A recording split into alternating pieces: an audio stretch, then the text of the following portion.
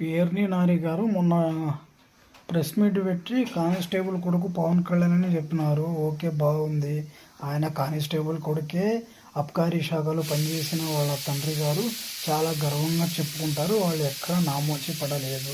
కానీ మీరు వాడే మాటలు ఉన్నాయే, 2024 ఎలక్షన్స్లో ఆ మాటల వల్లే సగం పార్టీ దెబ్బతిందండి.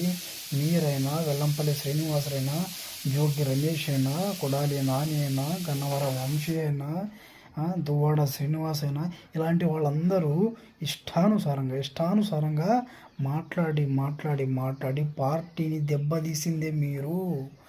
రోజా ఒకరు ఇష్టానుసారంగా వ్యక్తిగతంగా తిట్టి ఎంత అండి పార్టీని సర్వనాశనం చేశారు మీరు. వైసీపీ పార్టీని మీ వల్లనేనండి ఓడిపోయింది. ఇప్పటికైనా గమనించి ప్రెస్